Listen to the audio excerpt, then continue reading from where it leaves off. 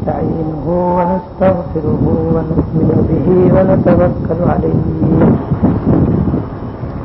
ونعوذ بالله من شرور أنفسنا ومن سيئات أعمالنا من يهده الله فلا مضل له ومن يضلله فلا هادي له وأشهد أن لا إله إلا الله وحده لا شريك له وأشهد أن سيدنا ونبينا ومولانا محمدا عبده ورسوله صلى الله تعالى عليه وعلى آله وأصحابه وبارك وسلم تسليما كثيرا أما بعد فأعوذ بالله من الشيطان الرجيم بسم الله الرحمن الرحيم إذا الشمس كبرت وإذا النجوم انكدرت وإذا الجبال سيرت وإذا العشار عطلت وإذا الوحوش حشرت وإذا البحار سجرت وإذا النفوس زوجت وإذا الموءودة سئلت بأي ذنب قتلت وإذا الصحف نشرت وإذا السماء كشطت وإذا الجحيم سعرت وإذا الجنة أزلفت علمت نفس ما أحضرت صدق الله العظيم. میرے قابل احترام بزرگوں اور محترم خواتین، ہم یہاں محض اپنی اصلاح کی غرض سے حاضر ہوتے ہیں تاکہ جو بات ہم سنیں اور بیان کریں اس پر عمل کرنے کی کوشش کریں.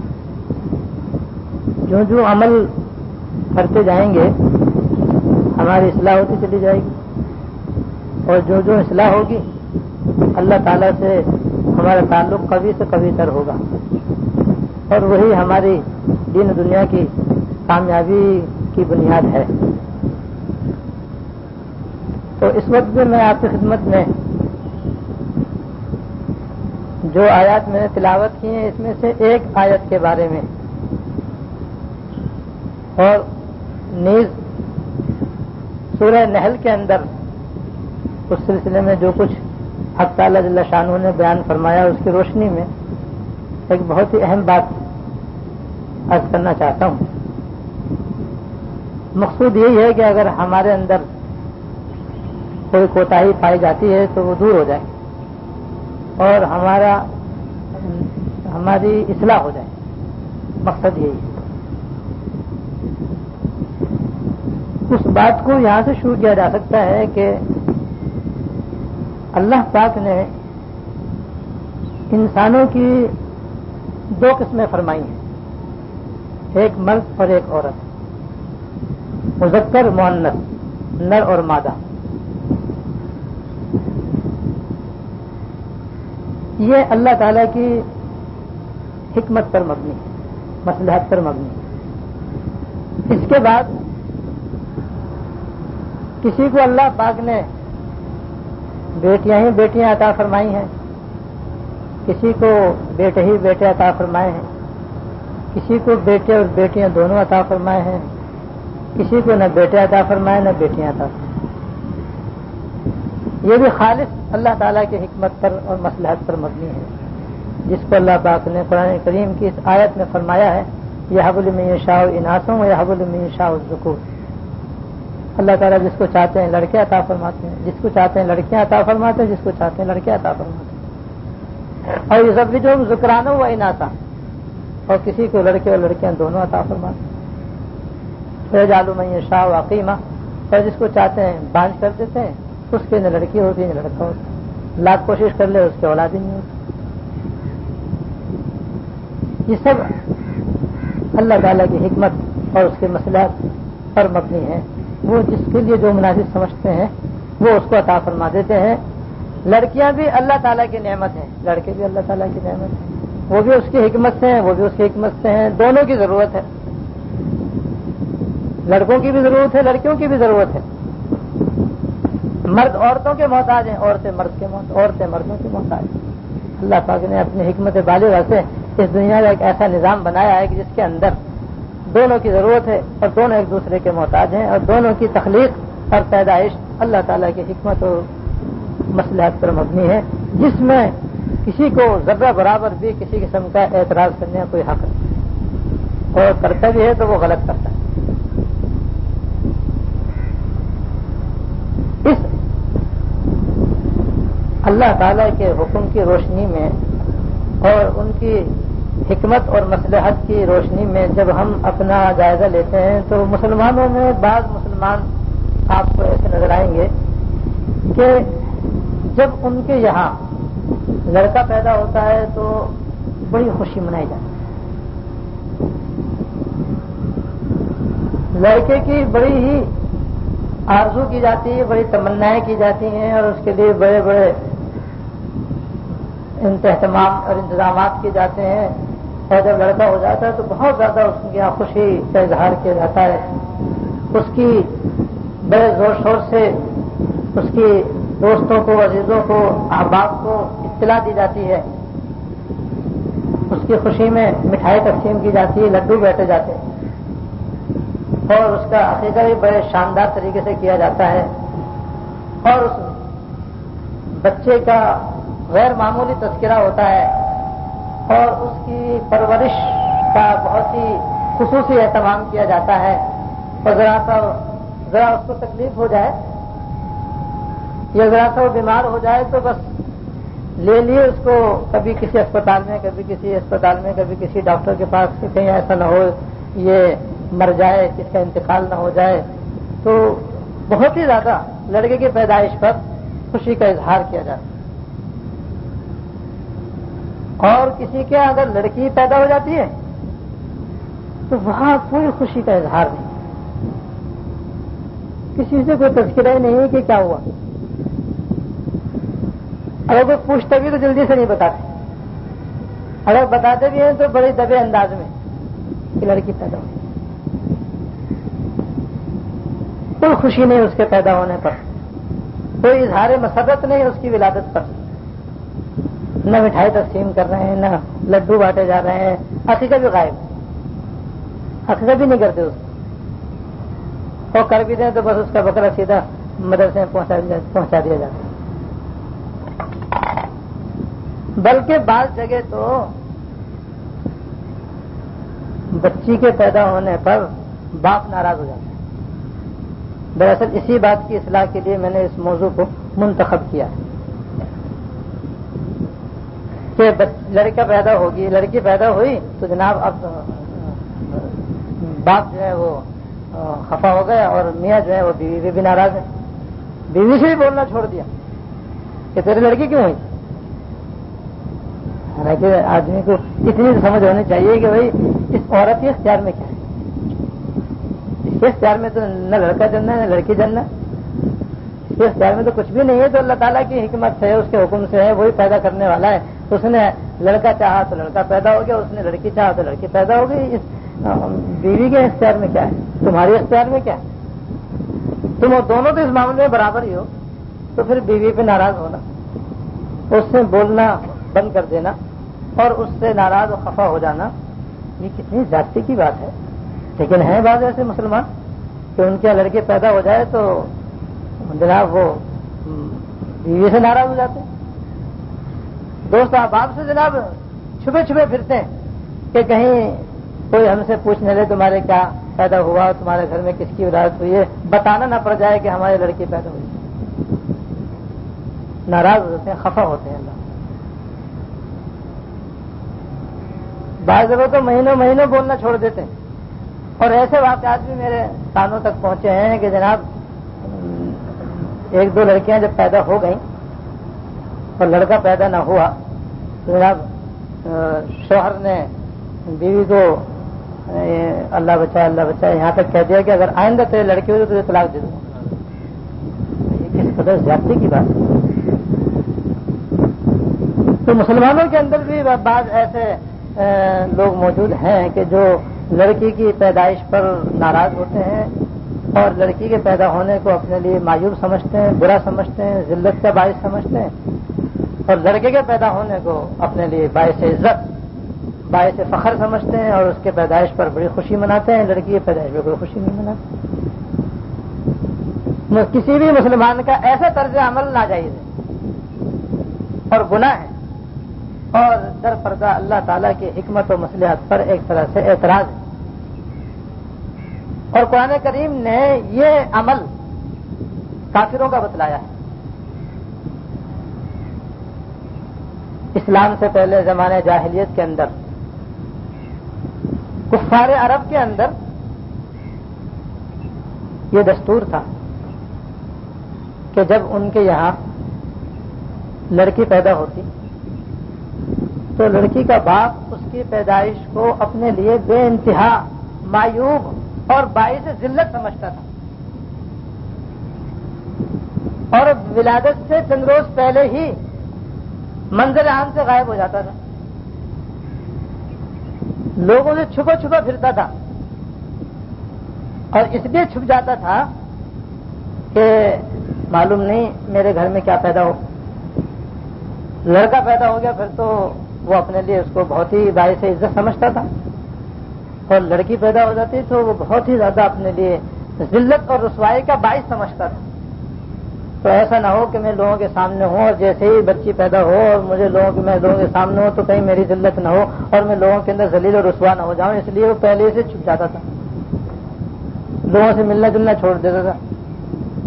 اس کے بعد اگر لڑکے کی ولادت ہوئی اور اس کو خوشخبری لڑکا پیدا ہونے کی ہوئی تو پھر تو وہ سب کے سامنے آ جاتا، پھر سب سے کہتا بھائی میں سے لڑکا ہوا، میرے لڑکا ہوا، میں نے یہ نام رکھ دیا۔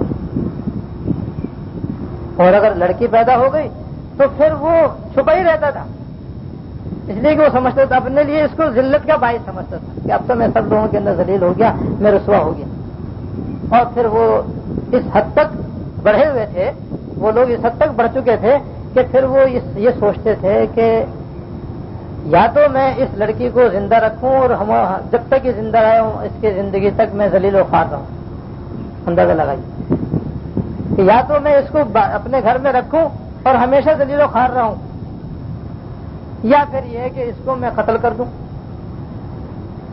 یا ایسے زندہ دفن کر دوں اور اس مصیبت سے علیاذ باللہ اپنی جان چھڑا۔ چنانچہ بعض لوگ ایسے ہی کرتے تھے، اس کو زندہ ہی دفن کر دیا کرتے تھے، یا پہلے جان سے مار دیا خود ہی اور پھر اس کو مٹی میں دبا دیا۔ اس قدر ظلم کرتے تھے بچیوں کے ساتھ۔ قرآن کریم نے سورہ نحل کے اندر ان کے اس مذموم عمل کا ذکر کیا کہ وہ ایسے کیا کرتے، اور مفسرین نے اس کی وجوہات لکھی ہیں کہ ایک وجہ تو یہ تھی کہ وہ اپنے لیے اس کو ذلت کا باعث سمجھتے تھے، بیٹا ہونے کو عزت کا ذریعہ سمجھتے تھے اور بیٹی ہونے کو اپنے لیے ذلت اور رسوائی کا باعث سمجھتے تھے اور ذریعہ سمجھتے تھے، اس لیے اس کو زندہ ہی دفن کر دیا کرتے تھے۔ اور بعض حضرات نے یہ فرمایا ہے کہ یہ لوگ دراصل لڑکی کو اس لیے زندہ دفنا دیا کرتے تھے کہ اس کو اپنے لیے فقر و فاقے کا ذریعہ سمجھتے تھے کہ لڑکی ہو گئی تو اس کو زندگی بھر دینا ہی پڑے گا، اس کو تو ساری عمر کھلانا ہی پڑے گا، کما کما کے کھلانا پڑے گا، اس کو بیٹا ہوگا تو کما کر کھلائے گا، اس کو تو کما کر کھلانا پڑے گا۔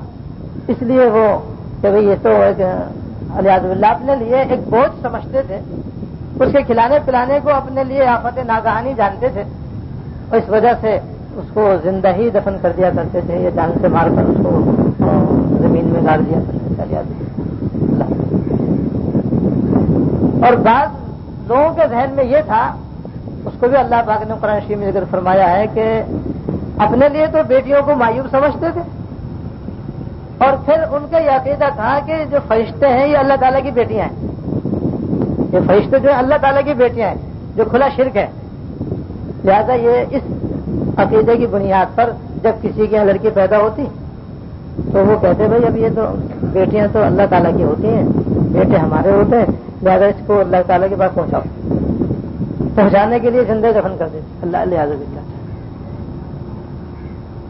یہ تو بیٹیاں تو اللہ تعالیٰ کی ہوتی ہیں, بیٹے ہمارے ہوتے ہیں. لہٰذا یہ اب بیٹی ہوئی ہے تو یہ تو اللہ تعالیٰ کی ہوئی, اب اسے گھر میں کیا رکھنا ہے, اللہ تعالیٰ کی ہے تو اللہ تعالیٰ تک پہنچاؤ. لہٰذا اسے قتل کر دیتے ہیں یا اس کو دفن کر دیتے ہیں, اور اسی طریقے سے اس کو اس تصور میں اللہ تعالیٰ تک پہنچا دیتے کہ تو اللہ تعالیٰ کی امانت ہے, اس کے بعد پہنچنی چاہیے. تو چاہے باعث ذلت کی وجہ سے وہ ایسا کرتے یا فقر و فاقے کے ڈر سے ایسا کرتے یا اس باطل نظریے کی بنیاد پر کہ بیٹیاں اللہ تعالیٰ کی ہیں معاذ اللہ, لہذا یہ بیٹیاں وہیں جانی چاہیے, اس لیے انہیں قتل کرتے. تینوں صورتوں میں ان کا یہ فعل حرام اور ظلم اور صفاقی اور حرام ہونا چاہیے.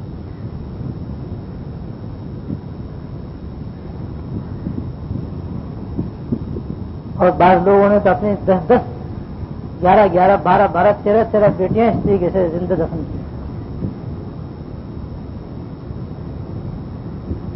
ایک حدیث میں ایک عجیب واقعہ بھی نظر سے گزرا ہے کہ ایک صاحب مسلمان ہو گئے, اور مسلمان ہونے کے بعد تو پھر حالت کفر میں جتنے بھی گناہ کیے ہوں وہ سارے اللہ تعالیٰ معاف کر دیتے ہیں. تو ویسے ہی انہوں نے نبی اکرم جناب رسول اللہ صلی اللہ علیہ وسلم کی خدمت میں اپنا زمانہ جاہلیت کا یہ واقعہ پیش کیا کہ حضور میری ایک بیٹی تھی, اور جب وہ بڑی ہو گئی تو بہرحال مجھے اس کا زندہ رہنا گوارا نہ ہوا, تو میں نے ایک دن اس کی ماں سے کچھ بہانہ کر کے میں اس کو اپنے ساتھ لے گیا. اس سے کہا کہ چلو چلتے ہیں ذرا گھومنے کے لیے. پھر میں اسے جنگل میں لے گیا جہاں پہلے سے میں نے کنواں کھودا ہوا, تو وہاں لے جا کر کے میں نے اس سے کہا کہ بھئی میں یہ یہاں سے کنواں کھودنا چاہتا ہوں تاکہ یہاں سے کچھ پانی وغیرہ نکل سکے, تو اب تو یہ کافی نیچا ہے, لہذا میں تم کو نیچے اتار دے رہا ہوں, تم ڈول میں رسی مٹی بھرو تاکہ میں باہر اسے نکالوں. بیٹی تو فوراً کہنا مانا, وہ نیچے اتری, اور اب جیسے وہ نیچے اتری باپ نے اوپر سے مٹی ڈالنی شروع.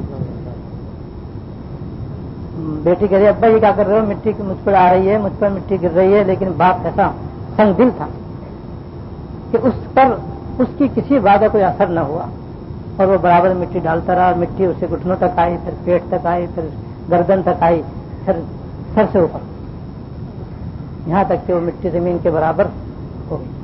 اور وہ ایسے ہی اس چیخ و پکار ہوتے ہوتے اس کی چیخیں ختم ہو گئیں, اور وہ سنگ دل باپ اس کو اس طریقے سے دفنا کر کے واپس آ گئے. کہتے ہیں جب میں نے حضور کو یہ واقعہ سنایا تو سرکار دو عالم صلی اللہ علیہ وسلم کی آنکھوں سے ٹپ ٹپ آنسو گرے.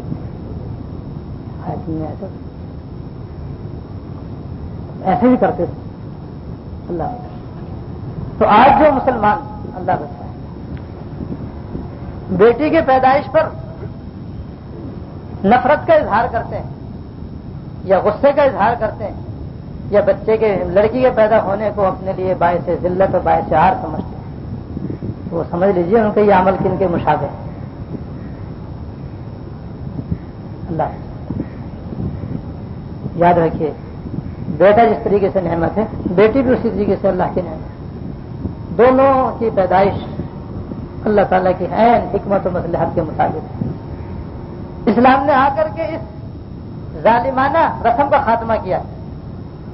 خاتمہ کرنے کا مطلب یہی ہے کہ مسلمانوں کا اس سے کوئی تعلق نہیں, کوئی واسطہ نہیں. ان کے لیے ایسا سمجھنا اور ایسی اس کی پیدائش پر غصے کا یا غمی کا اظہار کرنا, نفرت کا اظہار کرنا جائز نہیں. مسلمانوں کو ایسا سمجھنے سے, ایسا کرنے سے باز رہنا چاہیے. بلکہ سرکار دو عالم جناب رسول اللہ صلی اللہ علیہ وسلم نے اپنے قول و عمل سے اس بات کو کر کے دکھایا کہ بچی کی پیدائش اللہ کی رحمت کا باعث ہے. اس کے ساتھ آپ نے جس محبت اور مودت اور شفقت کا اظہار فرمایا وہ آپ کی مثالات, اپنی مثالات. طرز عمل تو یہ تھا کہ سرکار دو عالم جناب رسول اللہ صلی اللہ علیہ وسلم حضرت فاطمہ الزہرا رضی اللہ تعالیٰ سے بہت ہی محبت اور شفقت کا معاملہ فرمایا. کیونکہ باقی بیٹیاں تو جلدی جلدی وفات پا گئی تھیں. 4 بیٹیاں تھیں آپ کی, تو فاطمہ الزہرا رضی اللہ تعالیٰ عنہ, حضرت زینب, حضرت رقیہ, حضرت ام کلثوم رضی اللہ تعالیٰ عنہ, 4 بیٹیاں. تینوں ان میں سے 3 بیٹیاں جنت البقیع میں ایک ہی جگہ پر آرام فرمائیں. جب بھی جنت البقیع کے بڑے دروازے سے جائیں گے تو سامنے بائیں ہاتھ کو ایک کونے میں تینوں بیٹیاں آرام فرمائیں. اور فاطمہ الزہرا رضی اللہ تعالیٰ عنہ ایک قول کے مطابق حضرت عباس حضرت حسن رضی اللہ تعالیٰ عنہ کا جو احاطہ ہے وہاں پر آرام فرمائیں. اور دوسرا قول یہ ہے کہ حجرہ شریفہ کے اندر جہاں جالیاں ہیں وہیں اندر ایک مزار نظر آتا ہے اندر سے بنا ہوا.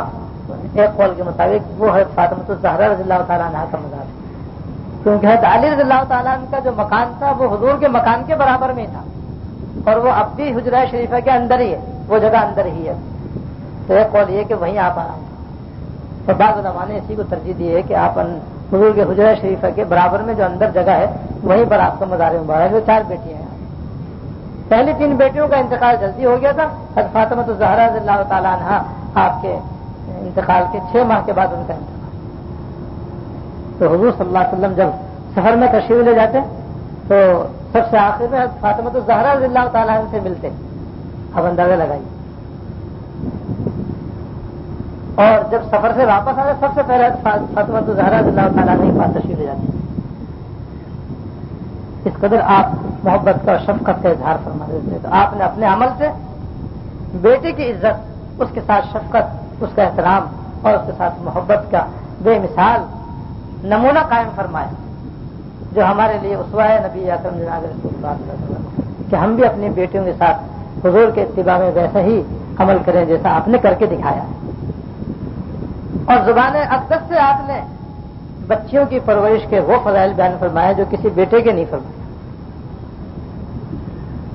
حضرت ابو سعید خدری رضی اللہ تعالیٰ عنہ سے مروی ہے، وہ فرماتے ہیں کہ سرکار دو عالم جناب رسول اللہ صلی اللہ علیہ وسلم نے فرمایا کہ جس شخص کی 3 بیٹیاں ہوں یا 3 بہنیں ہوں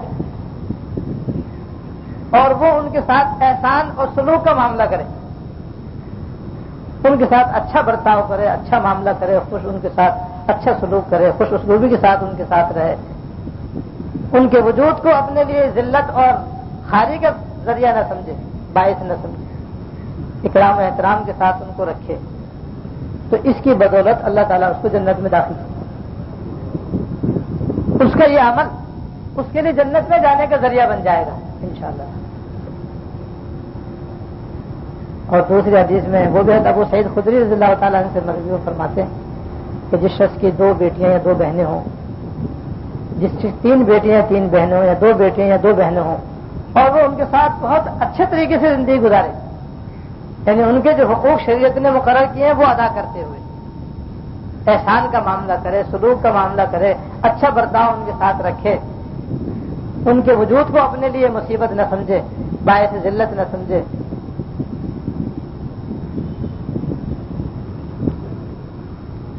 تو اللہ تعالیٰ اور اللہ تعالیٰ سے ان کے حقوق کی ادائیگی کے سلسلے میں ڈرتا رہے. اللہ تعالیٰ نے ان کے جو حقوق مقرر فرمائے جن کی تھوڑی تفصیل میں آگے انشاءاللہ تعالیٰ عرض کروں گا، ان کی ادائیگی کرتا رہے، اللہ تعالیٰ سے ڈرے اور ان کے حقوق کی ادائیگی میں کوتاہی نہ کرے، تو اللہ تعالیٰ اس کے اس عمل کی بدولت انشاءاللہ اس کو جنت میں داخل فرمائے.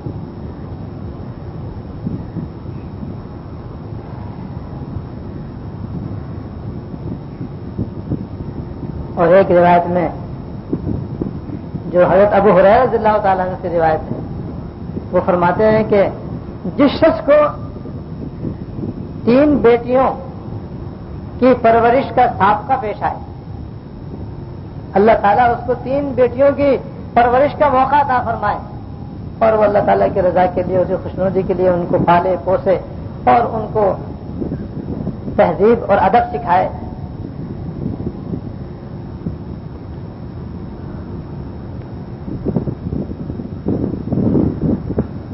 تو اللہ تعالیٰ اس کے اس عمل کی وجہ سے ان بیٹیوں کو اس کے لیے جہنم سے بچنے کے لیے آر بنا.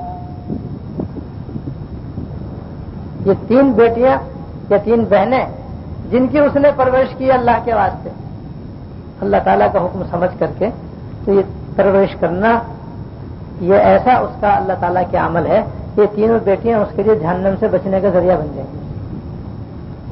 پھر ان سے عرض کیا ہے کہ اگر 2 بیٹیاں ہوں تو کیا حکم ہوگا؟ اور 2 بیٹیوں کا بھی یہی حکم ہے کہ جس نے ان کے ساتھ اچھا سلوک کیا، اچھا برتاؤ کیا، تو یہ ان کے لیے دوزخ سے بچنے کا ذریعہ بن جائیں گے۔ تو پوچھا اگر کسی کی ایک ہی بیٹی ہو تو کیا وہ اس ثواب عظیم سے محروم رہے گا؟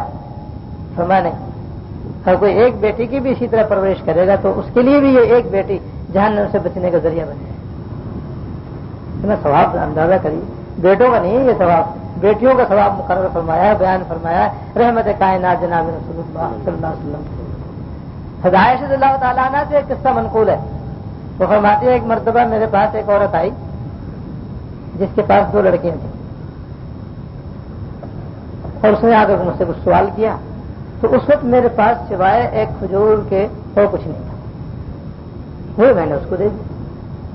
تو صلی اللہ کی بندی نے اس کے 2 ٹکڑے کیے اور اپنی دونوں بیٹیوں کے ہاتھ پہ ایک ٹکڑا رکھ دیا، خود کچھ نہیں کھایا، حالانکہ اسے بھی ضرورت تھی، لیکن اس نے بچیوں پہ شفقت کرتے ہوئے اس کو 2 حصے کیے اور ہر ایک کو ایک حصہ دے دیا۔ اس کے بعد وہ اٹھی اور چلی گئی۔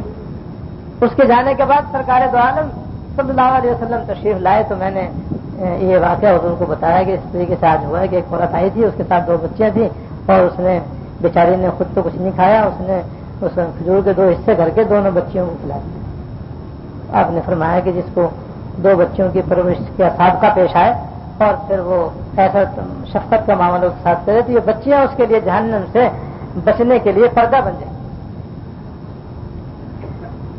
تو جنت میں جانے کا ذریعہ بھی بچیوں کی پرورش، جہنم سے بچنے کا ذریعہ بھی بچیوں کی نیک پرورش اور صحیح پرورش۔ اور ایک اور بڑی عظیم الشان فضیلت اللہ تعالیٰ نصیب فرمائے، وہ یہ جو حضرت انس رضی اللہ تعالیٰ عنہ سے مروی ہے، وہ فرماتے ہیں کہ جس شخص کے بیٹیاں ہوں، جس شخص کی 2 یا 3 بیٹیاں ہوں اور وہ ان کی پرورش کرے، یعنی اچھے اعتبار سے، خوش اسلوبی سے، اچھے انداز سے ان کو پالے پوسے، اور جب شادی ہو جائے، شادی قابل ہو جائے تو ان کی شادی کر دے، تو آپ نے فرمایا کہ میں اور وہ جنت میں اس طرح داخل ہوں گے جیسے 2 انگلیاں ملی ہوئی۔ آپ نے 2 انگلیوں کی ملا کر کے بتایا کہ جس طرح یہ 2 انگلیاں ملی ہوئی ہیں اس طرح وہ بچیوں کو پالنے والا اور میں ایک ساتھ جنت میں جائیں۔ تو سارے فضائل کا لب لباب 3 ہی چیزیں، سارے فضائل کا لب لباب 3 چیزیں کہ اللہ تعالیٰ اپنے فضل سے دوزخ سے پناہ دے دیں، کہ جو اللہ تعالیٰ کے غضب کا مقام ہے اور بہت ہی ہولناک جگہ، دوسرے اپنے فضل ہی سے جنت عطا فرما دیں کہ جو ان کا مقام رضا ہے اور بے شمار نعمتوں اور رحمتوں اور راحتوں کا مقام ہے، وہ جو اللہ تعالیٰ اپنے فضل سے عطا فرما دے۔ دوسرے جنت میں حضور کی ہمراہی نصیب ہو جائے، یہ تو منتہا ہے سارے فضائل سے۔ یہ 3 فضیلتیں اللہ کے رسول جناب رسول اللہ صلی اللہ علیہ وسلم نے بیٹیوں کی پرورش کرنے والوں کے لیے بیان فرما دی کہ جن کے یہاں بچی پیدا ہو وہ اس کے پیدائش پر ہرگز اظہار نفرت نہ کرے، ہرگز اپنے دل کو چھوٹا نہ کرے، اس کو اپنے لیے مصیبت نہ جانے، اپنے لیے ہار نہ سمجھے، اور اللہ کی رضا کے لیے ان کی پرورش کرے، اللہ تعالیٰ کے بتائے ہوئے اصولوں کے مطابق ان کی پرورش کرے، تو انشاءاللہ تعالیٰ ایک بھی اگر بیٹی ہوگی تو وہ بیٹی بھی اس کے لیے جنت میں جانے کا ذریعہ ہوگی، جہنم سے بچنے کے لیے آڑ ہوگی، حضور کے ہمراہ جنت میں جانے کا ذریعہ ہوگی۔ تو بھئی ہمارے دین نے تو یہ بتایا ہے، ہم تو پھر ہم خدا نہ کرے بچیوں کے پیدا ہونے پر ہم غصہ کریں، ناراض ہو، اپنے لیے ذلت کا باعث سمجھے، تو پھر یہ اسلامی طریقہ نہیں، یہ تو پھر کافرانہ طریقہ، اللہ بچائے، اور کافرانہ طریقہ اختیار کرنا مسلمانوں کے لیے ہرگز جائز نہیں۔ اسی لیے بعض علماء نے لکھا ہے کہ چونکہ کافروں کا یہ طریقہ ہے کہ وہ لڑکی کے پیدائش پر اپنے لیے اس کو رسوائی کا باعث سمجھتے ہیں اور ان کا دل تنگ ہوتا ہے اور وہ بچی کے پیدائش ہونے پر برا مناتے ہیں، لہذا مسلمانوں کو چاہیے کہ وہ لڑکی کے پیدا ہونے پر لڑکے سے زیادہ خوشی کا اظہار کریں، تاکہ ان کافروں کی اس بدترین رسم کی تردید ہو اور اس کا خاتمہ ہو. حضور کی سنت تو یہ ہوئی کہ لڑکی کی پیدائش باعث عزت ہے، باعث اجر ہے، دوزخ سے بچنے کا ذریعہ ہے، جنت میں تو یہ ہوئی کہ لڑکی کی پیدائش باعث عزت ہے، باعث اجر ہے، دوزخ سے بچنے کا ذریعہ ہے، جنت میں جانے کا ذریعہ ہے، اور حضور کی ہمراہی نصیب ہونے کا باعث ہے. یہ تو مسلمانوں کے لیے باعث عزت عمل ہے. اس لیے اللہ کی رضا کے لیے اللہ تعالیٰ کے احکام کے مطابق ہر مسلمان اپنے بیٹیوں کی پرورش کرے. جس طرح بیٹوں کی پرورش میں وہ دلچسپی لیتا ہے، اس سے زیادہ بیٹیوں کی پرورش میں حصہ لے اور دلچسپی لے. اس لیے کہ بیٹی کی پرورش جو ہے اس قدر اجر و ثواب کا بھی باعث ہے. اور ساتھ ہی فضیلت ہی نہیں بلکہ سرکار دو عالم جناب رسول اللہ صلی اللہ علیہ وسلم نے پھر بیٹیوں کے حقوق بھی بیان فرمائے. وہ حقوق جو زمانے جاہلیت میں بالکل چھین لیے گئے تھے، جب اس کو زندہ رہنے کا حق نہیں تھا تو اور کسی چیز کا کیا حق ہوگا. تو آپ نے اس کے زندہ رکھنے کو اور اس کی پرورش کرنے کو باعث اجر و ثواب بتا کر کے اس کی عزت افزائی فرمائی اور اس کا مقام بڑھایا اور ساتھ ساتھ اس کے حقوق بھی ادا فرمائے. آج ہمارے ماحول کے اندر جہاں بچی کے پیدائش پر اظہار نفرت ہوتا ہے، وہاں اس کے بہت سے حقوق کے اندر کوتاہیاں بھی ہمارے سے ہوتی ہیں. اس لیے ضروری ہے کہ وہ حقوق میں جو کوتاہیاں ہوتی ہیں وہ بھی نہ ہو اور اس کا جو حق ہے وہ ہم پورا پورا ادا کریں. ان میں سے ایک یہ ہے کہ زندگی میں کسی کو بیٹی سے زیادہ محبت ہوتی ہے، کسی کو بیٹے سے زیادہ محبت ہوتی ہے. زیادہ تر لوگوں کو بیٹے سے زیادہ محبت ہوتی ہے، بیٹی سے کم محبت ہوتی ہے. یہ جہاں تک محبت کا معاملہ ہے یہ تو ہے دل کا معاملہ، اس میں انسان کا اختیار کم ہوتا ہے، اختیار سے باہر کی بات ہے. کسی کی طرف دل زیادہ جھکا ہوا، کسی کی طرف دل کم جھکا ہوا، یہ تو انسان کے اختیار کی بات نہیں. اس لیے اس کے اندر برابری کرنے کا بھی مکلف نہیں آتی. یہ ضروری نہیں کہ آدمی دل سے بھی محبت سب کے ساتھ یکساں کرے، اختیار بھی نہیں ہے تو. اور جو چیز اختیار میں نہیں ہوتی اس کا حکم بھی نہیں ہوتا. اس لیے اس کا حکم تو نہیں ہے کہ سب کے ساتھ دل میں برابر محبت کرے. البتہ محبت کا اظہار سب کے اختیار میں، اظہار محبت اپنے اختیار میں ہے، اس کے اندر برابر رکھنا ضروری ہے. بعض لوگ جن کو بیٹیوں سے محبت کم ہوتی ہے، بیٹوں سے زیادہ ہوتی ہے، تو وہ اظہار محبت میں بھی زیادتی کرتے ہیں اور وہ بیٹے سے زیادہ پیار کرتے ہیں، بیٹے کو زیادہ چیزیں دلاتے ہیں، بیٹے کو زیادہ چیزیں کھلاتے ہیں اور اس کو زیادہ گھماتے پھراتے ہیں اور بیٹی کو پوچھتے ہیں، اس کا نام بھی لینے کا وعدہ نہیں کرتے. تو اظہار محبت میں وہ بچیوں کے ساتھ زیادتی کرتے ہیں اور بیٹوں کے ساتھ وہ اس میں اضافہ کر دیتے ہیں کہ اس کے ساتھ محبت زیادہ ظاہر کرتے ہیں. تو یہ غلط ہے. چونکہ اختیار ہے ہمارے، لہذا کبھی بھی کوئی باپ اپنے زبان سے اور اسی طرح کوئی ماں اپنے اختیار اور طرز عمل سے ایسا رویہ اختیار نہ کرے جس سے یہ معلوم ہو کہ ماں باپ کو فلاں سے زیادہ محبت ہے، فلاں سے کم محبت ہے، یا بیٹے سے زیادہ محبت ہے، بیٹی سے کم محبت ہے، یا بیٹی سے زیادہ محبت ہے، بیٹے سے کم محبت ہے. ایسا نہیں کرے گا تو یہ ناانصافی ہوگی جس پہ پکڑ ہوگی. اظہار محبت میں سب کے ساتھ معاملہ یکساں رکھنا ضروری ہے. دل سے چاہے دل میں کسی سے محبت کم ہو یا زیادہ، لیکن اظہار محبت میں معاملہ سب کے ساتھ برابر رکھے. اگر بیٹے سے پیار کرتا ہے تو بیٹی سے پیار کرے، اگر بیٹے کو گود میں لیتا ہے تو بیٹی کو بھی گود میں لے. جتنی چیز بیٹے کو دلاتا ہے تو اتنی چیز بیٹی کو بھی دلائے. اظہار محبت میں ان کے ساتھ برابری کا معاملہ کرے. کسی کے ساتھ زیادہ محبت کا اظہار، کسی کے ساتھ کم محبت کا اظہار ایسا کرنے سے پرہیز کرے، ورنہ پکڑ ہوگی اور اس ناانصافی کا وبال اور گناہ ہوگا. اور جس طرح اظہار محبت میں مساوات اور برابری کرنے کا حکم ہے، ایسے ہی ہدایہ اور تحفے دینے کے اندر بھی برابر رکھنے کا حکم ہے. یعنی باپ یا ماں اپنی زندگی میں اگر پیسے بانٹے یا کپڑے بانٹے یا کوئی کھانے پینے کی چیز تقسیم کرے تو اس کے اندر سب کو برابر رکھنا ضروری ہے. سب کو برابر دیں، لڑکی کو بھی لڑکے کے برابر دیں. یہ نہیں کہ لڑکے کو زیادہ دے دے لڑکی کو کم دے دے، یا لڑکی کو زیادہ دے دے لڑکے کو کم دے دے. ایسا نہیں، سب کے ساتھ لینے دینے کے معاملے میں برابری کا معاملہ کریں.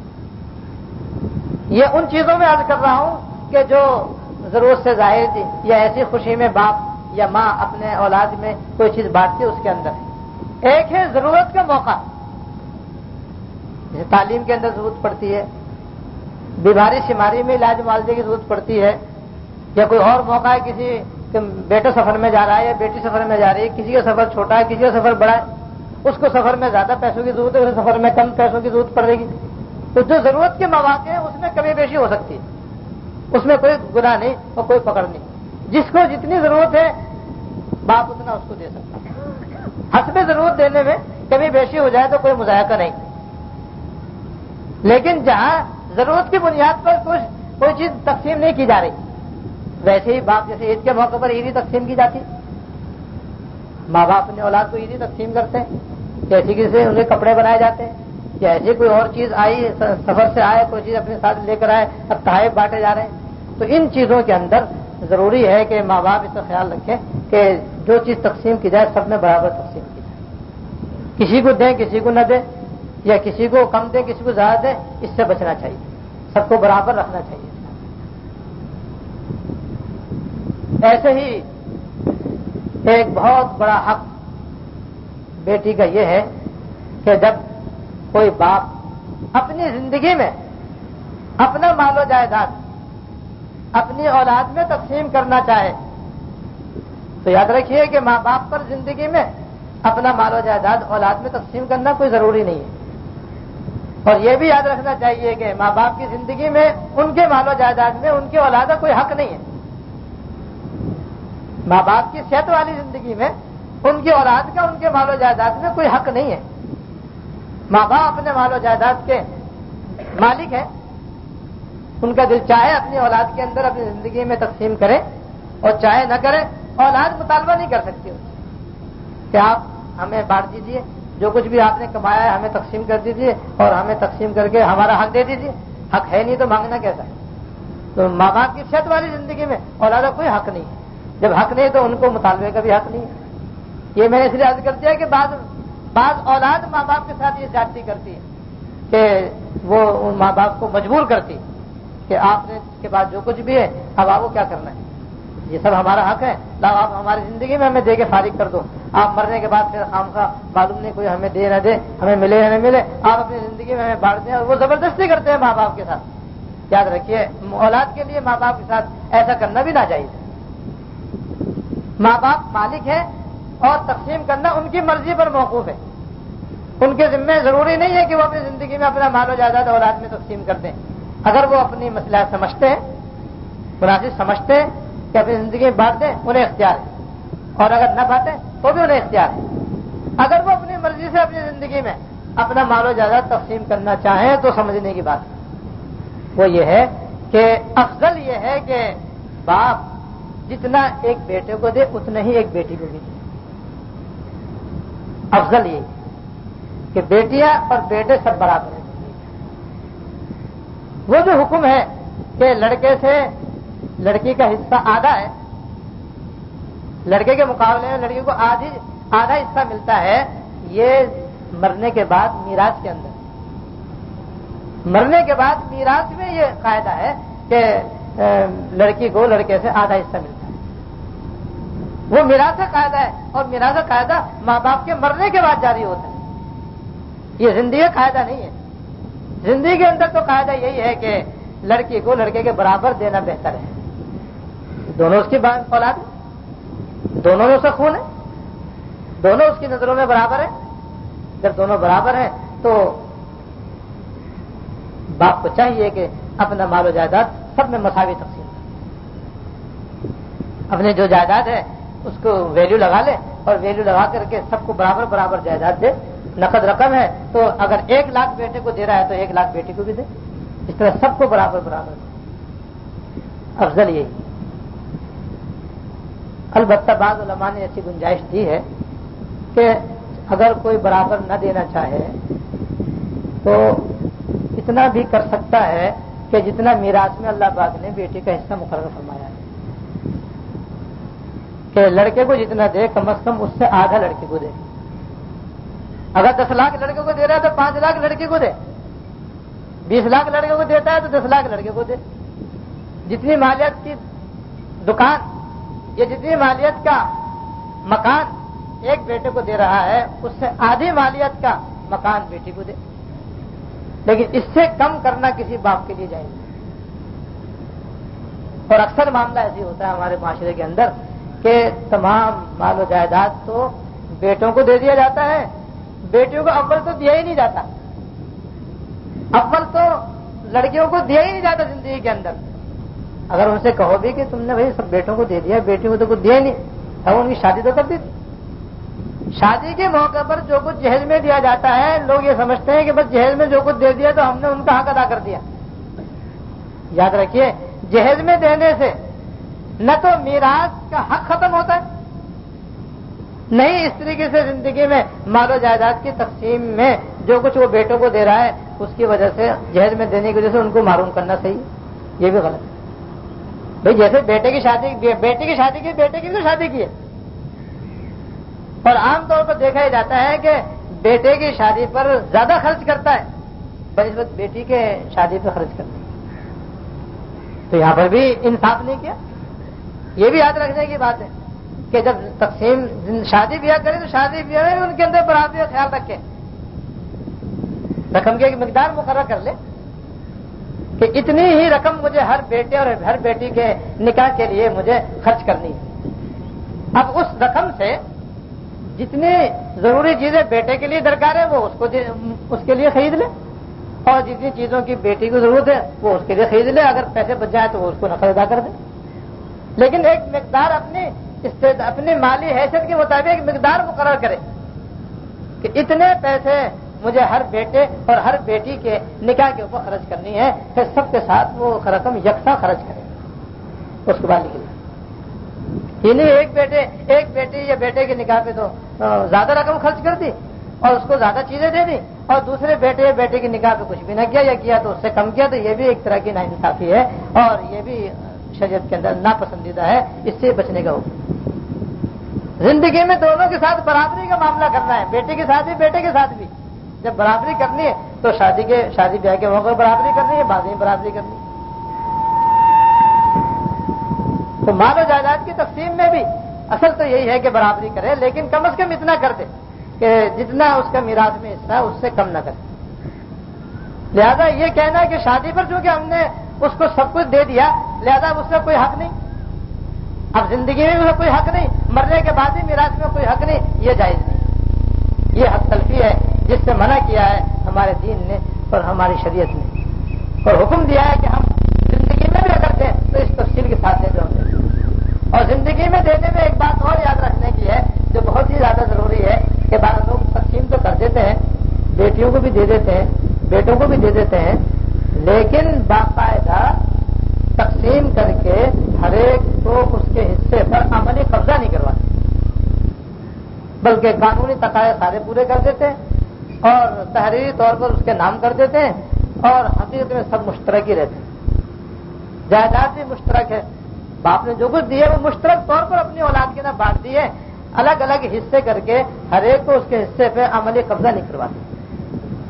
तो नतीजा ये कि इस तरह देने शरण कोई एतबार नहीं, और इस तरह अगर दिया जाएगा तो कोई किसी चीज का मालिक नहीं बनेगा। बदस्तूर बाप ही मालिक रहता है और उसको उसके मरने के बाद फिर वो शरीयत के मुताबिक तकसीम करना जरूरी हो जाता है। तो जिंदगी में जो कुछ दिया जाता है उसका तरीका यह है कि जो कुछ भी दे उसे पहले बांटे, तकसीम करे, और तकसीम करने के बाद अलग अलग हिस्से करके हर एक को उसके हिस्से पर अमली कब्जा करवाए। या अगर जायदादें अलग अलग है तो उनके कागजात और चाबी वगैरह उनके हवाले करें, तो खुद उसमें से अपना कब्जा पहले खत्म करे और फिर उन्हें कब्जा कराए। ये बड़ी जरूरी बात है। अक्सर हमारे दारुल इफ्ता में सवालात आते रहते हैं कि फलां शख्स ने अपनी जिंदगी में अपनी जायदाद अपनी औलाद में तकसीम कर दी और जनाब उन्होंने उसके नाम भी कर दिया, लेकिन अमली तौर पर बांट कर हर एक का उसके ऊपर हिस्सा कब्जा नहीं करवाया जिस तरह कब्जा कराना चाहिए।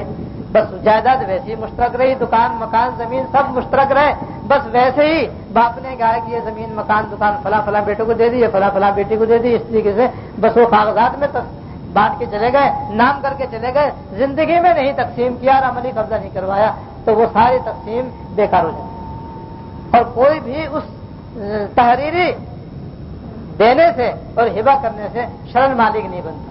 جب مالک نہیں بنتا تو پھر مرنے کے بعد دوبارہ نئے سرے سے اصول میراث کے مطابق اس کا بانٹنا اور تقسیم کرنا ضروری ہوتا ہے.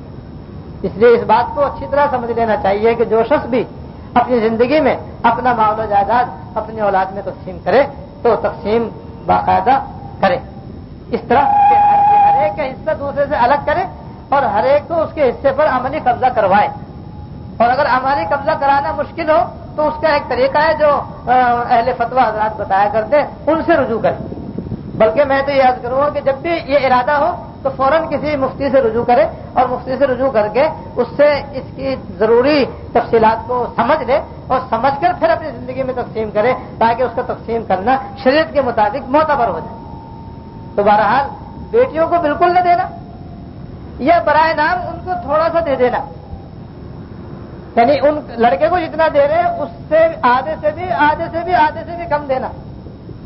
اور یہ سمجھنا کہ بھئی ہم نے تو شادی بیاہ کے موقع پہ ان کو بہت دے دیا تھا, لہذا اب ان کا تو کوئی حق نہ رہا, چلو تھوڑا سا اور دے دیتے ہیں. اس کے بعد اب سارا کچھ انہوں نے اپنے بیٹوں کے حوالے کر دیا تو یہ ناانصافی ہوگی. یہ بچیوں کے ساتھ اور بیٹیوں کے ساتھ ظلم ہوگا.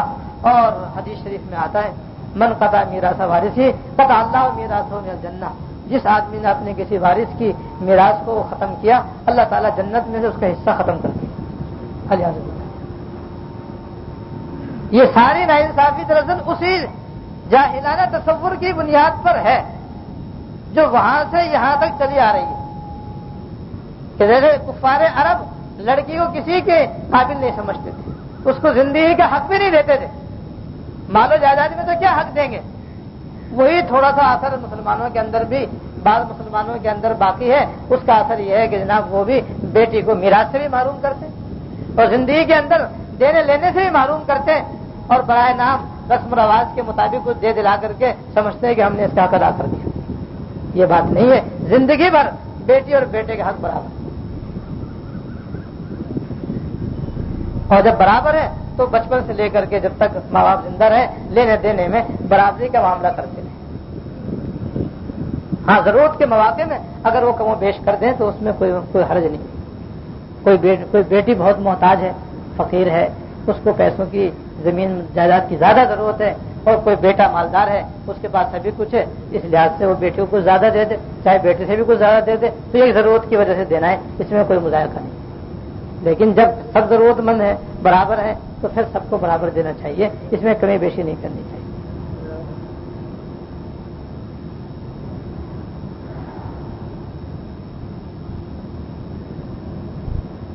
خلاصہ دو باتیں نکلی, پورے بیان میں خلاصہ دو باتیں. پہلی بات تو یہ ہے کہ بچیوں کی پیدائش پر غم کا اظہار, غصے کا اظہار, نفرت کا اظہار یہ ناجائز اور یہ ہرگز اسلامی طریقہ نہیں ہے. اسلام نے اس کی مذمت کی ہے. سرکار دو عالم صلی اللہ علیہ وسلم نے اپنے قول و فعل سے اس کو باطل قرار دیا ہے اور ناجائز قرار دیا ہے. لہذا مسلمانوں کو اس سے بچنا چاہیے. اور جب کسی کے یہاں بچی پیدا ہو تو اس کو چاہیے کہ وہ اس کی پیدائش پر بھی اسی طرح اظہار مسرت کرے جیسے کہ بیٹے کی پیدائش پر بھی وہ اظہار مسرت کرتا ہے. اور دوسرے یہ ہے کہ نبی اکرم جناب رسول اللہ صلی اللہ علیہ وسلم نے جو فضائل اور اجر و ثواب بیان فرمائے ہیں ان پر بالکل آدمی مطمئن ہے کہ بچی پیدا ہوئی ہے, یہ ایک بچی بھی میرے لیے جنت میں جانے کا ذریعہ بن سکتی ہے, دوزخ کے عذاب سے بچنے کا ذریعہ بن سکتی ہے. نہایت خوش دلی کے ساتھ اللہ کی رضا کے لیے جس طرح بیٹوں کی پرورش کرتا ہے بیٹیوں کی پرورش کرتا ہے. آخر میں بطور تتمے کے یہ بات عرض کرنا چاہتا ہوں کہ بہرحال بیٹوں کا معاملہ ہو یا بیٹیوں کا معاملہ ہو, اس معاملے میں کچھ تھوڑی بہت دشواریاں تو آتی ہیں. چاہے بعض لوگوں کے بیٹیاں ہوتی ہیں ان کو خواہش ہوتی ہے بیٹوں کی, اور جن کی بیٹیاں ہوتی ہیں ان کو فکر ہوتی ہے ان کے رشتوں کی. تو یہ ایک فطری بات ہے, اس سے شریعت انکار نہیں کرتی. تو تدبیر کے درجے میں ایک دو باتیں عرض کرتا ہوں. یعنی لڑکے سے فطری طور پر کسی کو زیادہ محبت ہو تو اس میں کوئی مذائقہ نہیں ہے, جیسے میں نے پہلے عرض کر دیا کہ وہ تو بعض دفعہ بیٹی سے کسی کو زیادہ محبت ہوتی ہے, اس میں کوئی مذائقہ نہیں ہے. اظہار میں برابری ضروری ہے. تو اگر کسی کی بیٹیاں ہوں اور وہ بیٹا چاہتے اس کے بیٹا نہ ہوتا ہو تو حضرت مولانا انور شاہ کشمیری رحمۃ اللہ علیہ نے اپنی بیاض کے اندر ایک عمل لکھا ہے کہ اگر سورہ یوسف کو باریک باریک اس طرح لکھا جائے، سورہ یوسف کو باریک باریک اس طرح لکھا جائے کہ اس کے حروف مٹنے نہ پائیں، اور پھر اس سورہ یوسف کا تعویذ بنا کر کوئی عورت اپنے پیٹ پر باندھ لے مومجامہ کر کے، مومجامہ کرنے کے بعد تاکہ اس کی بے ادبی نہ ہو، بے حرمتی نہ ہو، تو حضرت نے لکھا ہے کہ جب تک وہ تعویذ اس عورت کے پیٹ پر بندھا رہے گا انشاءاللہ لڑکا ہی ہوگا۔ عجیب عمل کیا ہے۔ تو بعض دوستوں نے اس کا تجربہ کیا ہے اور انہوں نے تجربہ کر کے بتایا کہ ہم نے اس کو بالکل ایسے ہی پایا جیسا کہ حضرت نے تعریف فرمایا۔ بعض لوگوں کو فطری طور پر محبت ہوتی ہے کہ بھائی اللہ تعالیٰ بیٹے بھی عطا فرمائے، تو بھائی یہ ایک عمل ہے۔ پر ایک اور عمل میرے بزرگوں سے میرے پاس مجھے حاصل ہوا ہے، وہ یہ ہے کہ جب کسی کی عورت امید سے ہو اور وہ چاہے کہ اللہ تعالیٰ اپنے فضل سے اس کو بیٹا عطا فرما دے، تو یہ عمل ہے کہ 41 مرتبہ یا متینو پڑھے۔ وہ عورت اپنی شہادت کی انگلی کو اپنے ناک کے ارد گرد گھمائے اور یا متینو جو اللہ تعالیٰ کے اسم گرامی ہے وہ پڑھتی رہے۔ جب 41 مرتبہ یا متینو پڑھ لے تو پھر یہ دعا کرے کہ یا اللہ، یہ کہے کہ یا اللہ میرے پیٹ میں جو بچہ ہے میں نے اس کا نام آپ کے نبی کے نام پر محمد رکھ دیا صلی اللہ علیہ وسلم۔ 41 مرتبہ یا متینو پڑھے اور شہادت کی انگلی کو ناک کے ارد گرد گھماتی رہے اور یا متینو پڑھتی رہے۔ جب 41 مرتبہ یا متینو مکمل ہو جائے تو پھر یہ کہے کہ یا اللہ میرے پیٹ میں جو بچہ ہے میں نے اس کا نام آپ کے نبی کے نام پہ محمد رکھ دیا۔ تو اس عمل کی بھی یہ برکت ہے کہ پھر لڑکا ہی پیدا ہوتا ہے، کیونکہ محمد نام کا لڑکا ہی ہو سکتا ہے، لڑکی نہیں صلی اللہ علیہ وسلم۔ لیکن یہ سب تدبیر ہے، اللہ تعالیٰ کبھی جب چاہتے ہیں تو باوجود ان دونوں عمل کے بھی اللہ تعالیٰ چاہتے ہیں تو لڑکی عطا فرما دیتے ہیں، اور کتنوں کو ان دو کے بغیر بھی لڑکی عطا فرمائے ہوئے۔ تو جیسے دوا اور علاج ہے کہ ایک ہی دوا ایک وقت میں کام کرتی ہے، دوسرے وقت میں کام نہیں کرتی۔ دو مریض ہیں، ایک جیسا مرض ہے، ایک دوا ایک کے لیے تو صحت کا باعث بن رہی ہے، ایک کے لیے کوئی فائدے نہیں کر رہی۔ تو جس طرح دواؤں کے اندر اثرات ہیں، وہ اثرات اللہ تعالیٰ کے حکم کے محتاج ہیں، اور آدمی دوا بھی کرتا ہے دعا بھی کرتا ہے۔ بس ایسے یہ بھی تدبیریں ہیں، جب اللہ تعالیٰ چاہتے ہیں ان کا اثر ظاہر فرما دیتے، جہاں نہیں چاہتے اس کا اثر ظاہر نہیں فرماتے۔ تو اس لیے تدبیر بھی کرے اور اللہ تعالیٰ سے دعا بھی کرے، اور پھر جو کچھ اللہ تعالیٰ عطا فرما دے اس پہ راضی بھی رہے۔ یہ ہے عبدیت اور بندگی۔ ایسے ہی بچوں کے رشتے کے معاملے بھی آج کل بڑے پریشانی کا باعث بنے ہوئے ہیں، تو اس کے لیے بھی ایک عمل، اس کے لیے بھی دو عمل ہیں جو بڑے تجربے میں آئے ہیں، بہت سارے وہ تدبیر ہے وہ بھی، لیکن ایک بعض دفعہ اللہ تعالیٰ اپنے فضل سے جیسے دواؤں سے شفا دے دیتے ہیں، ان کی وجہ سے بھی اللہ تعالیٰ کام میں آسانی عطا فرما دیتے ہیں۔ اور وہ یہ ہے کہ روزانہ اگر کوئی شخص سورہ مریم پڑھے اور اس کا رشتہ نہ ہوتا ہو، چاہے وہ لڑکا ہو یا لڑکی، جس کا رشتہ نہ ہوتا ہو، وہ روزانہ ایک مرتبہ سورہ مریم پڑھ لیا کرے اور اس کے بعد دعا مانگ لیا کرے کہ اللہ اپنے فضل سے مجھے نیک رشتہ عطا فرما۔ تو لکھا ہے کہ 40 دن مسلسل پڑھنے کے بعد عام طور پر اللہ تعالیٰ اس پڑھنے کی برکت سے اس کو رشتہ عطا فرما دیتے، اور 40 دن میں نہ ہو تو پھر دوسرا چلنا شروع کرے، دوسرے میں نہ ہو تیسرے میں شروع کرے، 3-4 چلوں میں عام طور پر کامیابی ہو جاتی ہے۔ یہ بھی مجرب عمل ہے، بعض لوگوں نے اس کا تجربہ کیا ہے اور تجربہ کر کے بتایا کہ ہم نے اس کو مجرب پایا ہے۔ تو بات اللہ کے کلام میں اثر ہے، اس میں کوئی شک نہیں، اللہ کا کلام اثر سے خالی نہیں۔ بس یہ تدبیریں ہیں، اور دعا ہے سب سے بڑا وظیفہ اصل تو دعا ہے کہ جس کے نرینہ اولاد نہ ہوتی ہو وہ اللہ تعالیٰ سے گر گرا کے دعا کرے، جس کے بچوں کے رشتے نہ ہوتے ہو وہ تنہائی میں 2 رکعت صلاۃ الحاجت کی پڑھ کر کے گر گرا کے دعا کرنے کا معمول بنائے تو ان شاء اللہ تعالیٰ رشتے ہو جاتے ہیں۔ باقی یہ سب کام تقدیر کے اندر ہے، یہ سب اللہ تعالیٰ جس وقت اور جہاں جس کے لیے جو اللہ پاک نے مقدر کر دیا اس کے مطابق ہوتا رہتا۔ بس تقدیر کو آدمی تازہ کرتا رہے تو پریشانی آدمی گھٹتی چلی جاتی ہے۔ تدبیر اختیار کرے، دعا کرے، تقدیر کو تازہ رکھے کہ جو کچھ تقدیر میں لکھا ہے، جس کا جب اور جہاں رشتہ لکھا ہے اس وقت ہوگا، اس سے پہلے نہیں ہوگا۔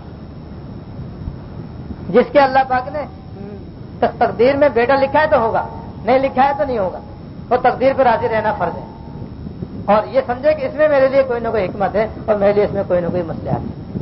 اللہ تعالیٰ اپنے فضل سے اپنے کرم سے ہم کو سنت پر عمل کرنے کی توفیق عطا فرمائے۔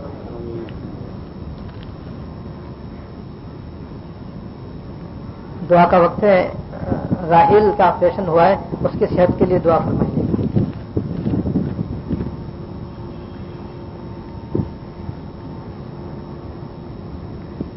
سارے پرچے زبانی معلوم کر لیں. دعا فرمائیں. اللهم لك الحمد لا نحصي ثناء عليك انت كما اثنيت على نفسك. اللهم لك الحمد لا نحصي ثناء عليك انت كما اثنيت. اللهم صل على سيدنا مولانا محمد وعلى ال سيدنا ومولانا محمد وعلى اله وسلم. ربنا ظلمنا انفسنا وان لم تغفر لنا وترحمنا لنكونن من الخاسرين. ربنا ظلمنا انفسنا وان لم تغفر لنا وترحمنا لنكونن من الخاسرين. ربنا آتنا في الدنيا حسنة وفي الآخرة حسنة وقنا عذاب. ربنا آتنا في الدنيا حسنة وفي الآخرة حسنة وقنا عذاب. ربنا هب لنا من أزواجنا وذرياتنا قرة أعين. ربنا هب لنا من أزواجنا وذرياتنا قرة أعين واجعلنا للمتقين إماما. ربنا لا تؤاخذنا إن نسينا أو أخطأنا. ربنا ولا تحمل علينا إصرا كما حملته على الذين من قبلنا. ربنا ولا تحملنا ما لا طاقة لنا به واعف عنا واغفر لنا وارحمنا أنت مولانا فانصرنا على القوم الكافرين. اللهم إنا نسألك من خير ما سألك منه عبدك ونبيك محمد صلى الله عليه وسلم ونعوذ بك من شر ما استعاذ منه عبدك ونبيك محمد صلى الله عليه وسلم وأنت المستعان وعليك البلاغ ولا حول ولا قوة إلا بالله. اللهم إنا نسألك الخير كله ونعوذ بك من الشر كله. اللهم إنا نسألك من الخير كله عاجله وآجله ما علمنا منه وما لم نعلم ونعوذ بك من الشر كله عاجله وآجله ما علمنا منه وما لم نعلم. یا ارحم الراحمین، یا رب العالمین، یا حی یا قیوم یا ذی الجلال والاکرام، ہم سب کی، ہمارے والدین کی، ہمارے اہل و عیال اور سارے احباب و جملہ متعلقین کی بخشش ہو. یا اللہ مغفرت فرما. یا اللہ ہم کو صحت و عافیت عطا فرما. یا اللہ بھائی محمود کو صحت کاملہ عاجلہ مستمدہ عطا فرما. راحیل کو صحت کاملہ عاجلہ مستمدہ عطا فرما. یا اللہ جتنے مسلمان مرد عورت بچے بوڑھے جوان دنیا میں جہاں جہاں اسپتالوں میں گھروں میں یا اللہ بیمار ہیں سب کو شفا کاملہ عطا فرما. سب کو شفا کاملہ عطا فرما. سارے دنیا کے مسلمانوں کو خصوصاً تمام حاضرین اور حاضرات کو اپنے کرم سے عافیت کاملہ عطا فرما. عافیت کاملہ عطا فرما. عافیت کاملہ عطا فرما. ہر طرح کے حادثات سے سانحات سے واقعات سے اپنی پناہ کاملہ عطا فرما. یا اللہ ہم سب کو اپنی رضا و جنت عطا فرما. اپنی ناراضگی دوست سے پناہ عطا فرما. ہماری ساری بیماریوں پریشانیوں کو دور فرما. یا اللہ اپنے فضل سے ہمارے ملک میں امن و امان قائم فرما. اسلام کا بول بالا فرما. یا اللہ پاکستان کی حفاظت فرما. تمام غیر مسلم طاقتوں کو اپنے عزائم میں ناکام فرما. تمام غیر مسلم طاقتوں کو اپنے عزائم میں ناکام فرما، نامراد فرما. یا اللہ طالبان کی خصوصی مدد فرما، ان کی بھی حفاظت فرما اور ان کی خصوصی نصرت فرما اور ان کو فتح مبین عطا فرما. پورے افغانستان میں اسلام کا بول بالا فرما اور جو رکاوٹ ہے سب کو اپنے فضل سے دور فرما. تمام غیر مسلم طاقتوں کو ان کے سامنے پسپا کر دیجیے. یا اللہ اپنے فضل سے ہم کو بھی غیر مسلموں کی یا اللہ تمام ان کی فتنہ انگیزیوں سے اپنی پناہ عطا فرما. ان کے تمام فتنہ انگیزیوں سے ہمیں اپنی پناہ عطا فرما. مکمل طور پر ہم کو عزت و عافیت عطا فرما. یا اللہ ہمارے ملک میں اسلام کا بول بالا فرما، سود نظام کا خاتمہ فرما. یا اللہ دین اور شریعت کے احکام پر عمل پیرا ہونے کی توفیق عطا فرما. یا اللہ اپنے فضل سے جو کچھ بیان کیا گیا اپنے فضل سے اسے قبول فرما، اسے قبول فرما. اور ہمارے اندر سے جس قدر بھی یا اللہ رسوم جاہلیت کا کچھ اثر باقی یا اللہ اس پر بھی ختم فرما. یا اللہ تمام جاہلانہ رسوم کا ہمارے اندر سے خاتمہ فرما اور بجائے اس کے یا اللہ ہمیں سنت پر زندہ فرما، سنت پر قائم فرما اور سنت پر ہمیں عمل کرنے کی توفیق عطا فرما.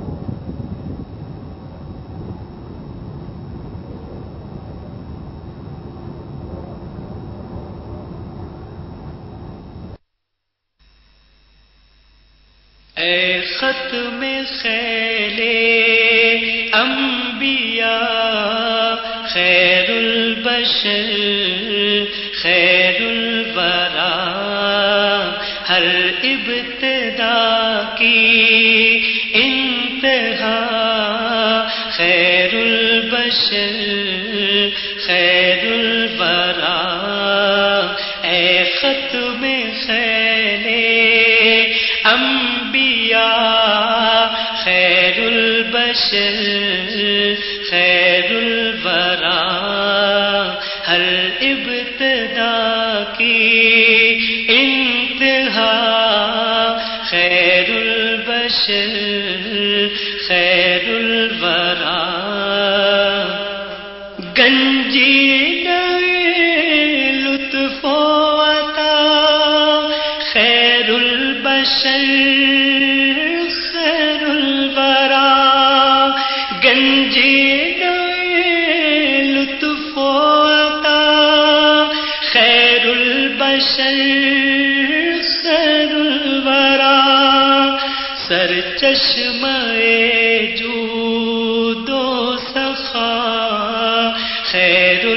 البشر خیر الورا سرچشمہ جود و سخا خیر البشر خیر الورا مشرق سے مغرب تک ضیاء صلی علی بدر الدجا مشرق سے مغرب تک ضیاء صلی علی بدر الدجا آرائش صبح و مساء خیر البشر خیر الورا آرائش صبح و مساء خیر البشر خیر الورا فرش زمین سے عرش تک بس ایک قدر مشترک فرش زمین سے عرش تک بس ایک قدر مشترک محبوب ذات کبریا خیر البشر خیر الورا محبوب ذات کبریا خیر البشر خیر الورا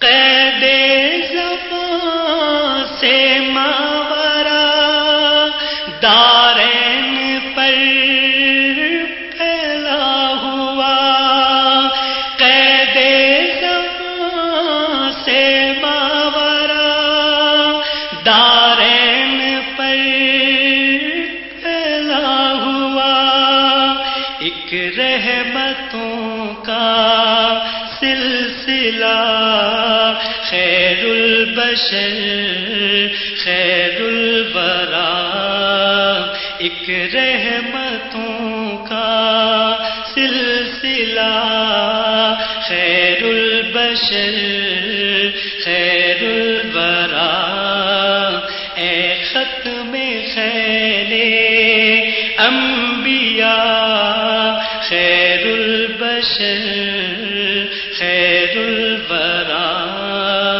ہر ابتدا کی